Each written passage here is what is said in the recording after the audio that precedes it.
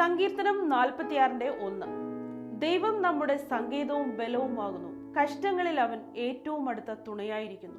കഷ്ടങ്ങളിലും യേശു നല്ല തുണ എന്ന വാക്യം വളരെ ആഴമുള്ള ഒരു ആത്മീയ സത്യത്തെയാണ് പ്രകടിപ്പിക്കുന്നത്.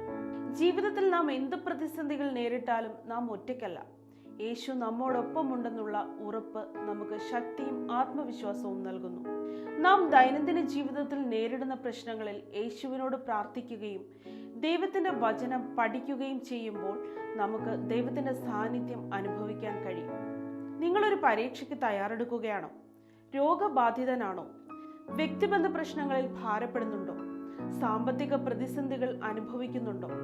ഇത്തരം സാഹചര്യങ്ങളിൽ യേശു നമ്മെ ഓർക്കുകയും അവിടുത്തെ സഹായം തേടുകയും ചെയ്യുമ്പോൾ അവിടുന്ന് നമ്മെ ഒരിക്കലും നിരാശപ്പെടുത്തില്ല. ദൈവം നമ്മോട് കൂടെയുണ്ട്. ദൈവം നമ്മെ വഴി നടത്തും. ദൈവം നമ്മെ അനുഗ്രഹിക്കട്ടെ.